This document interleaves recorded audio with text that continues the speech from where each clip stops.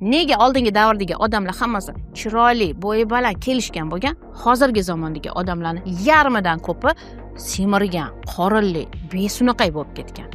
Birinchi sabab, hamma narsaning ichida shakar bor.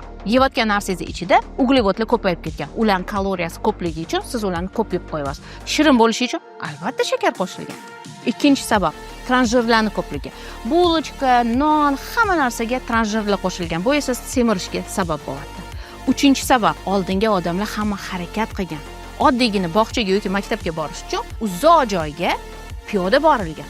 Hozirgi kunda yaqindagi magazinga ham mashinada chiqilyapti. To'rtinchi sabab, uyda ovqat tayyorlangan, tabiiy ovqat tayyorlangan. Hozirgi kunda hamma narsa dostavka va eng ko'p tarqalgan 5-sabab, uyquni, xotirjamlikni yo'g'i. Siz oddiygina tinchlanib, uxlab, xotirjam bo'lsangiz, kamroq ovqat yeysiz. Lekin siz hozir Instagramda o'tiribsiz. Shuning uchun uyqu qisqargan va sizda gormonlar o'zgarib ketgan. Semizlikning sabablarini o'zingizdan qidiring va ozishga harakat qiling. To'xtang, Instagramdan chiqib ketmang. Shunga o'xshash qiziqarli ma'lumotlarga ega bo'lish uchun obuna bo'lib, keyin chiqib ketsangiz bo'ladi.